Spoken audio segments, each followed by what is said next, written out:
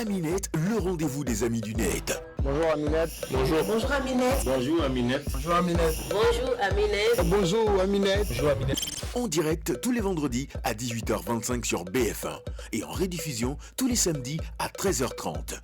Retrouvez-nous aussi sur Internet, Facebook, Twitter, YouTube et sur notre site www.amidunet.com.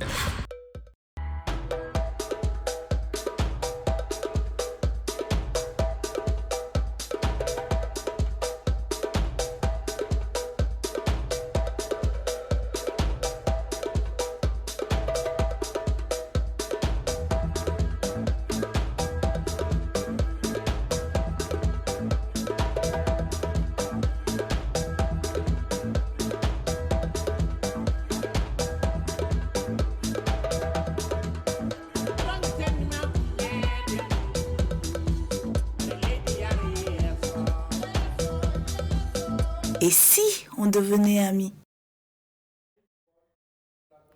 Très heureuse de vous retrouver, Aminette. Nous espérons que vous avez passé une bonne semaine. On vous invite déjà à embarquer avec nous pour les actus de la semaine.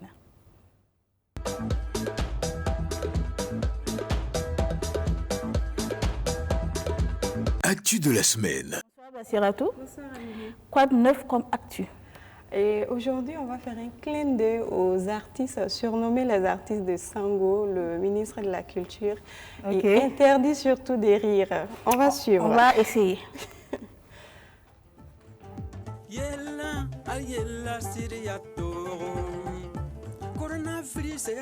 Yella siriyato ye sampa wenam song tondo ariella namahada tonwa Corona virus Corona virus Corona virus Corona virus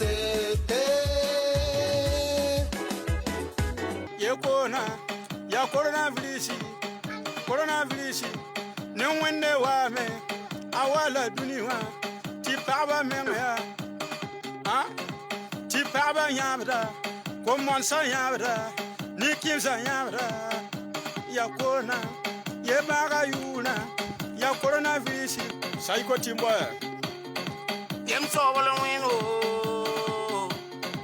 na tinga na tinga Voilà, bon, Amélie. On a essayé de ne pas rire. Oui, des artistes qui contribuent à leur manière dans la lutte contre le coronavirus, sauf que des internautes les ont surnommés, comme je le disais, les artistes de Sango. Et tu te rappelles, Sango s'était indigné justement contre certains artistes avec des propos, je le cite, « Si ça ne marche pas, laisse la musique et va faire autre chose. » Et dans son commentaire sur ce fait, l'internaute Libre Caboret d'indiquer que Sango demande aux artistes burkinabés de chanter autre chose parce que les chansons sur la COVID-19 dépassent le nombre de contaminés. Et l'internaute Alain Conseilbeau d'ajouter que dans ce brouhaha de production criminelle pour tuer Sango et nous autres là, ils empêchent finalement des talentueux artistes d'être valablement promus et de vivre honnêtement de leur art. Bon, on va dire c'est sans doute une passion. Ouais. Maintenant, est-ce que ça réussit à tout le monde? C'est la question. En tout cas, tout le monde n'est pas obligé de chanter. Un trône pour deux rois dans le Goulmou. Le Goulmou a désormais deux rois, Mindiarba Tombiano et Mohamed Tombiano. On va dire malheureusement que la sagesse ne l'a pas emporté malgré les multiples interpellations à l'apaisement. Et l'internaute Maïga Sawadogo soutient que tout ceci est la preuve que nos traditions n'ont plus de valeur d'autrefois.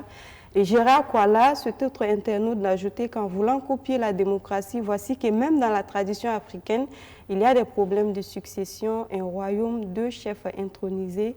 Et c'est tout simplement dommage à ce qui se passe à Fada. Et il semble que ce n'est pas la première fois, Amélie, ça fait la troisième fois que cela se produit. On va continuer à espérer que les choses rentrent dans l'ordre. On continue avec une autre actualité sur cette fois-ci la statue corrigée de Thomas Sankara. Et la polémique suit son cours, toujours sur la ressemblance de la statue à Thomas Sankara. L'internaute Sa Majesté Sako donne lui la note de 12 sur 20. Statue Thomas Sankara, note 12 sur 20. Observation peut mieux faire à reprendre. Maxime Sommet, un autre internaute, lui, il souhaitait plutôt voir le père de la Révolution en façon d'Anfani plutôt qu'en treillis. Tout compte fait, conclut l'internaute Bayala, ce n'est pas Thomas Sankara, c'est la représentation de Thomas Sankara. Pour ceux qui ont oublié, Thomas Sankara a été assassiné le 15 octobre 1987. On termine avec des rideaux, un rideau de câlins. Un rideau de câlins. Amélie, les câlins nous manquent tous et ce n'est pas en tout cas ce tome qu'on va voir tout de suite qui va dire le contraire. Cherchant désespérément à serrer sa grand-mère dans ses bras tout en la protégeant d'une éventuelle infection par un coronavirus, il a créé ce qui a été surnommé le rideau des câlins et on va suivre à travers cette vidéo. Your arms are through the bottom one, okay? My arms go through the top one. Oh, it was lovely. It's a wonderful contraption. How amazing is this? Alors, Amélie, comme je le disais, les câlins nous manquent énormément, mais il faut rester prudent tout en suivant les gestes barrières. On aura le temps de se rattraper. Inch'Allah. Et c'est tout pour aujourd'hui. Merci, Basiratou. On te souhaite une bonne fête. Merci. On te souhaite bon courage aussi pour le reste de Ramadan. Aminette, on continue avec Rêve Antique.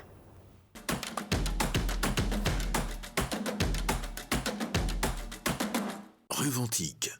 Plusieurs internautes ont interpellé cette semaine sur la dangerosité de certains jeux auxquels s'adonneraient des jeunes dans la capitale.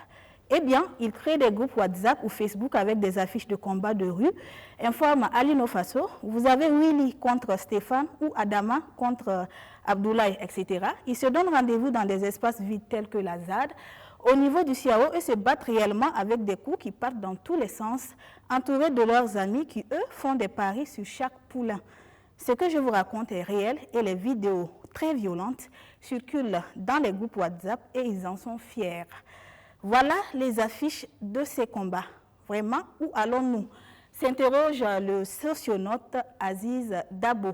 Chers parents, voici le nouveau job de vos enfants. Que dire? Les vacances approchent pour ne pas dire qu'elles sont déjà là. Que feront-ils si rien n'a fait? Alors que chacun interpelle son enfant, que personne ne vienne dire que son fils a été tué lors d'un simple challenge et que la police n'a rien fait pour trouver le coupable, les autorités et les forces de l'ordre sont aussi interpellées car c'est de la violence que naît la violence. Message de cet autre socionaute, Freddy Lino. Dans la soirée du mercredi 20 mai, M. Adama Pamtaba, du service de communication de la police municipale, annonce dans une publication qu'ils ont été interpellés pour coups et blessures volontaires sur la voie publique et qu'ils seront présentés au juge pour enfants. On termine avec cet autre message posté par M. Pamtaba. On était tous émus par les vidéos de nos enfants. Accordons-leur juste 30 minutes de notre temps chaque soir. Place à la prochaine rubrique. Micro-trottinant. Nous avons tendu notre micro au très actif journaliste d'investigation Ladji Bama, lauréat de plusieurs prix dont le Grand Prix d'excellence Norbert Zongo du journalisme d'investigation 2015. L'actuel rédacteur en chef du bimensuel Courrier Confidentiel répond ici à nos et vos questions. Vos questions parce que certaines questions ont été posées par vous sur la page Facebook Aminette et trouveront réponse ici. On suit. Bonjour Aminette, je suis Ladji Bama, je suis journaliste rédacteur en chef du Courrier Confidentiel. C'est le repas qu'on me fait très souvent. On trouve que je critique beaucoup le pouvoir, je critique jamais l'opposition. Mais je dis, c'est le pouvoir qui a aux affaires. C'est le pouvoir qui donne des occasions de le critiquer.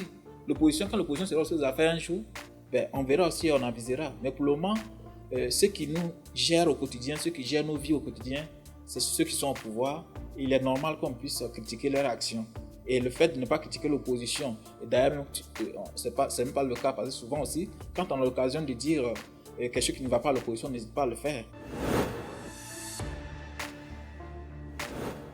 Pour ce qui est de la virulence, je ne sais pas ce que les gens appellent virulence souvent.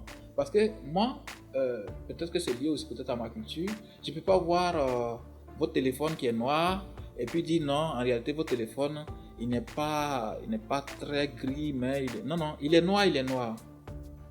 C'est ça. Et beaucoup de Burkinabés, je ne sais pas d'où ils tirent ce complexe-là, ils aiment te voir ménager les choses, ou ménager certaines personnes. Et surtout quand il s'agit des autorités, on veut te voir dire que non, un tel ministre qui a menti, non, tu ne puisses pas dire qu'il a menti, mais qu'en réalité, il a dit quelque chose qui ne semble pas trop à la vérité. Tout ça. Mais pourquoi ne pas dire qu'il a menti directement et puis on avance? Moi, ce n'est pas ce genre de contournement pour non. Moi, je préfère te dire directement ce qu'il y a. Et je sais que c'est ce qui ne plaît pas à beaucoup de gens et qui trouvent que non, quand tu dis qu'un ministre a menti, c'est pas pour toi ou bien. Non, s'il a menti, il a menti. Maintenant, c'est au ministre qui ne veut pas qu'on lui dise qu'il a menti, d'éviter de mentir parce que le mensonge n'est pas bon. Ça ne va pas nous faire avancer. Ça, c'est une très très bonne question. Et c'est ce que je dis souvent à ceux qui me disent de raccrocher des réseaux sociaux. C'est souvent, c'est extraordinaire. Mais moi, je ne sais plus combien d'informations utiles j'ai pu avoir à travers les réseaux sociaux. Je ne sais plus combien de gens me contactent à travers les réseaux sociaux pour me donner des pistes qui me permettent de faire des investigations souvent qui mènent à des choses extraordinaires. Et ces personnes-là, je sais que n'eût été ma présence sur Facebook, n'eût été Messenger qui nous permet de communiquer là, ils n'auraient jamais pu me contacter parce que beaucoup n'ont jamais eu mon contact. Mais je vois qu'il y en a beaucoup. Si je vous fais défiler un peu je compte plus surtout depuis cette affaire de Covid, beaucoup de gens qui me contactent par Messenger. Voilà, on a telle situation qu'on veut te présenter. Voilà, il y en a trop. Donc c'est pour dire que les réseaux sociaux aujourd'hui, plutôt que d'être des choses qu'il faut vilipender, si on sait bien les utiliser, peut être de grands atouts pour faire des choses merveilleuses en matière d'investigation. Et moi, je sais vraiment beaucoup tirer profit de ça. C'est dû au fait qu'on se retrouve dans un monde aujourd'hui où la vérité et la justice ne sont pas les choses les mieux partagées. C'est des choses qui sont assez rares. Et pour pouvoir les avoir, il va falloir en tout cas que chacun retrouve ses manches. Et c'est ce que moi j'essaie de faire. Et pour pouvoir atteindre la vérité aujourd'hui dans ce monde, tout comme la justice, il faut retrousser sur tous les manches et puis batailler dur. Donc je suis conscient que c'est une des batailles qui sont très acharnées, très dures à mener. Donc je me donne en tout cas un moral en conséquence pour pouvoir le faire. Sur cette question, je suis désolé de lui dire que moi non plus, je ne sais rien de cette enquête jusque-là. Depuis que ça s'est produit, la police est venue faire ses constatations d'usage en son temps. M'avait promis qu'elle allait me revenir si toutefois il y avait du nouveau. Mais je suis en tout cas au regret de constater que jusqu'à présent, la police n'est toujours pas revenue. J'attends toujours. J'espère qu'elle finira par me revenir un jour. Qu'est-ce que je peux dire sur ce fameux dossier? Sauf qu'il y a peut-être une semaine, le dossier était en tout cas un peu rangé aux oubliettes et il est revenu un peu au devant de l'actualité dans le courant de la semaine dernière où il semble que les fameuses expertises qui avaient été réclamées, du moins les fameuses contre-expertises que la partie défendeuse avait exigées, ont été finalement accordées. Et je pense qu'ils sont actuellement sur ces fameuses contre-expertises. C'est tout ce qu'on sait. Le dossier en justice, donc on attend. On espère que la justice va vraiment aller dans le sens de faire gérer toute la vérité sur cette affaire qui, je le vois, concerne beaucoup de Burkinabés. Beaucoup de Burkinabés tiennent à ce dossier et on va continuer de le suivre. Wow. Voilà une question qui me plaît bien. Elle revient chaque fois sur mes posts sur Facebook. Et quand je la vois, elle me fait sourire parce que je vois très souvent des gens qui pensent que ils peuvent venir sur la page de quelqu'un, dire du n'importe quoi, insulter et puis partir sans qu'on ne puisse leur répondre. Moi, quand je vois des gens qui disent que je suis contre la contradiction, moi, ils me font rire. Je les invite tout simplement à aller sur ma page. Je compte plus les gens qui sont en contradiction flagrante avec moi sur ma page. On se discute, on va même souvent à se tenir des propos souvent un peu durs, mais ça ne m'empêche pas de continuer le débat. Je suppose quand ils disent vendre du papier, c'est pour du gain d'argent. Ils voient en arrière-plan c'est de l'argent. Or, tout le monde sait que ce métier, tous les bons journalistes vous diront tout de suite que ce métier, on ne vient pas là-bas pour chercher de l'argent. Si c'était pour de l'argent, moi je ne serais pas ici. Je sais où aller chercher de l'argent. Donc s'ils pensent qu'on peut venir juste pour de l'argent faire ce travail-là, ils se trompent lourdement. Et d'ailleurs, on ne peut pas comprendre que pour vendre du papier, on puisse se fatiguer autant. Il y a des gens qui vendent du papier autrement, sans se prendre tant de risques que les journalistes d'investigation prennent. Donc, vendre du papier, peut-être, mais ce n'est pas ça notre objectif. C'est pas facile souvent à gérer, la famille, mais moi ce que je fais, là pendant ce que j'ai trouvé, c'est de faire de mon mieux, faire le grand maximum pour mettre ma famille en dehors de tout ça. Ce que je fais comme métier, ma famille n'a rien à voir dedans. Je suis le seul journaliste dans ma famille, les deux ne sont pas des journalistes. Donc je dis toujours qu'ils n'ont rien à voir avec mon métier. Parce que souvent il y a certaines personnes qui vont passer par ta famille pour chercher à t'influencer et tout ça. Et j'ai été clair avec toute personne dans ma famille. Quelqu'un vient te voir par rapport à moi, si c'est par rapport à mon travail que tu fais, dis à la personne de venir me voir directement. Elle ne passe pas par toi, elle n'a qu'à venir me voir. Donc j'ai été clair avec beaucoup de membres dans ma famille, si bien que ma famille en tout cas sait à quoi s'en tenir en ce qui concerne mon travail. C'est sûr, les propositions n'ont jamais manqué dans la matière, mais la plus alléchante, qu'est-ce que je peux retenir? Peut-être celle-là qui est la plus récente, c'est en décembre, dans le dossier Abdou Service, d'ailleurs qui nous a conduit devant les tribunaux. Voilà un dossier dans lequel, quand j'allais interviewer M. Abdou Ouedraogo, le PDG d'Abdou Service, d'abord qui n'a pas voulu répondre à certaines des questions que j'ai voulu lui poser, à la fin de notre entretien, alors il s'élève, il sort de son boubou une enveloppe qu'il veut me remettre. Je lui ai dit non monsieur, je ne suis pas venu pour ça, merci, j'étais venu pour des informations. Vous m'avez donné ce que vous avez voulu me donner, ça me suffit largement, l'enveloppe je n'en ai pas besoin. Il a insisté, j'ai dit non, je ne veux pas de ça. J'ai dû prendre la porte pour que il se ravise et puis ranger son enveloppe. Et ce n'est pas tout. Quand le premier article est sorti, il a encore envoyé un émissaire venir voir mon directeur de publication, il demandait à le voir. Dans un premier temps, on n'avait pas voulu aller le voir parce que le directeur de publication lui a dit que s'il a des informations à nous donner, c'est le journaliste qui travaille sur le dossier qui est son interlocuteur, il n'a qu'à prendre avec le journaliste. S'il ne veut pas dire le journaliste, ce n'est pas la peine de venir vers lui le DP. Il a insisté à tel point que moi j'ai dû convaincre le DP d'aller le rencontrer, on ne sait jamais. Et là encore, c'est comme on s'y était en tout cas préparé, c'était d'aller encore sortir une enveloppe pour remettre au DP, qui lui a encore dit la même chose. Nous ne travaillons pas comme ça au courrier confidentiel, nous travaillons pas pour des enveloppes, qu'il rende son enveloppe. Et les papiers aussi laissés. Et quand je regarde l'enveloppe qui m'attendait, surtout quand le DP aussi m'a raconté un peu ce qu'il lui a attendu, on n'a pas pu voir ce qu'il y avait à l'intérieur, mais on suppose que c'était quand même des choses assez consistantes. Mais bon, nous, c'est pas ce qui nous intéresse, c'est pas ce que je peux dire sur cette question. Et ça, c'est vraiment des faits très courants quand on est en investigation.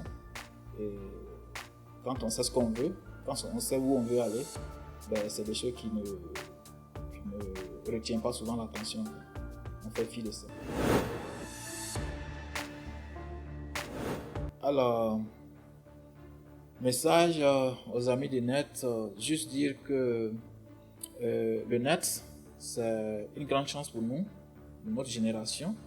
On peut faire beaucoup de merveilles avec le net, beaucoup de merveilles surtout sur le net, mais en même temps aussi, faisons attention, il y a aussi beaucoup de monstruosités sur le net, beaucoup d'ignominie sur le net, il faut s'en méfier. Il faut savoir se servir du net pour faire avancer des causes qui sont justes, des causes qui sont nobles. La question de ce qu'on appelle le piratage, c'est un phénomène qui est beaucoup préoccupant aujourd'hui, surtout pour les journaux d'investigation comme Courrier Confidentiel et tous les autres, le Reporter, l'événement, Mutation. À la longue, si on y prend garde, beaucoup de journaux vont devoir fermer boutique.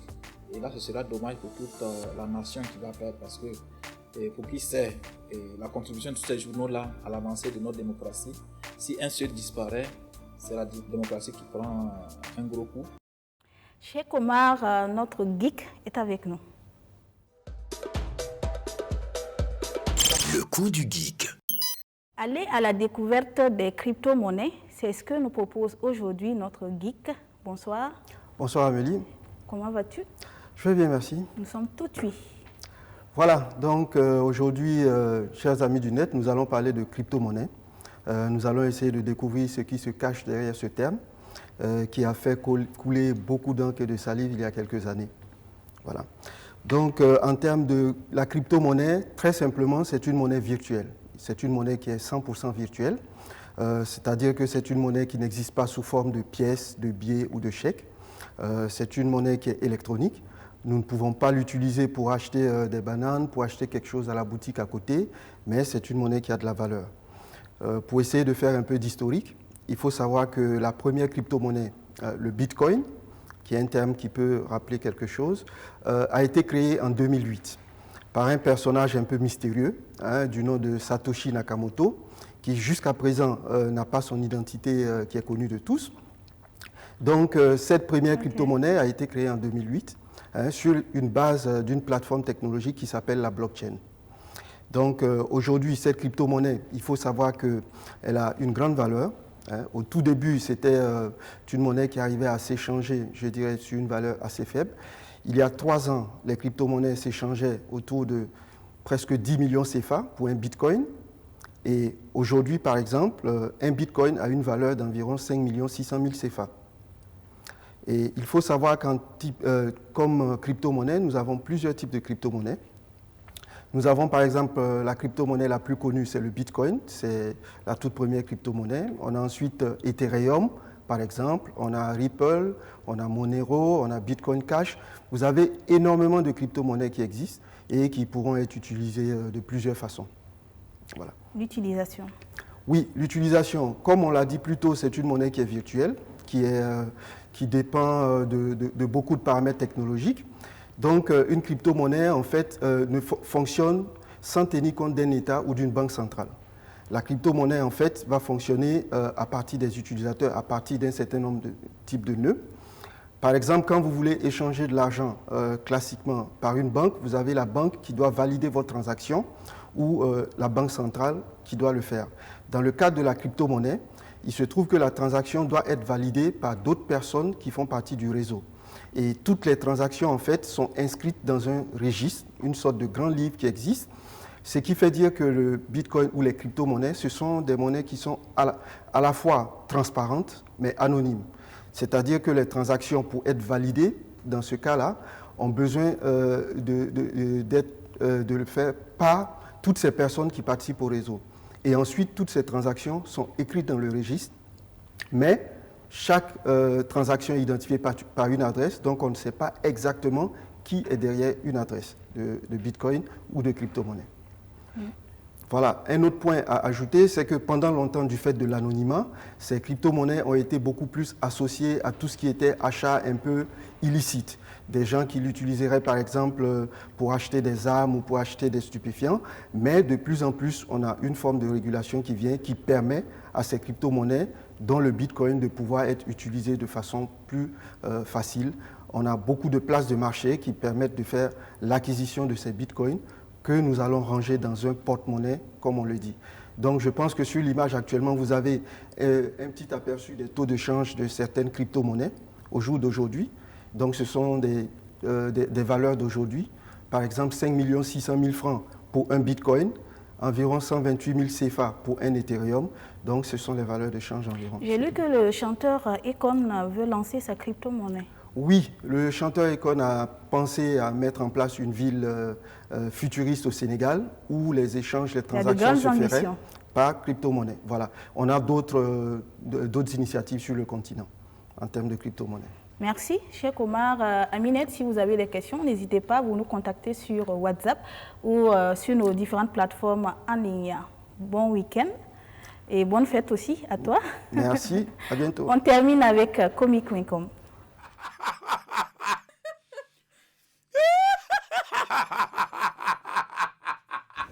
Comic.com. Covid-19 oblige, les repas en groupe, selon cet internaute, ressembleraient maintenant à ça.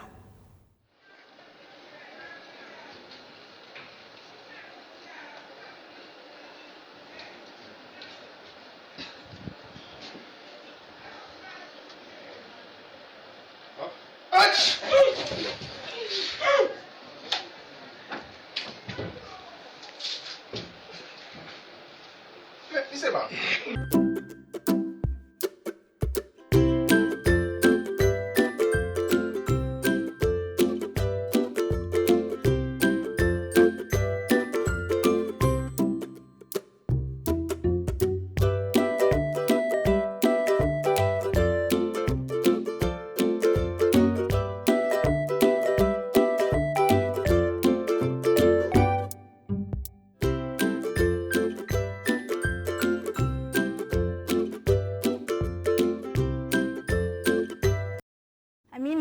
Nous sommes à la fin du numéro du jour. Nous vous souhaitons un bon week-end, une bonne fête de Ramadan aux amis musulmans. On se retrouve la semaine prochaine et on continue de rester en ligne, de rester amis du net sur les différentes plateformes Facebook, Twitter, YouTube, sur notre site www.amidunet.com. Prenez soin de vous.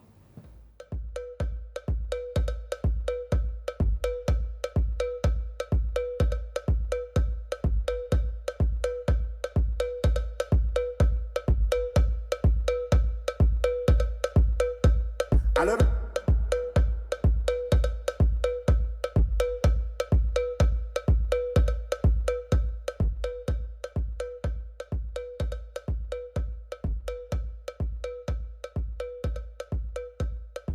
kunomi demgal, flakay ko demgal.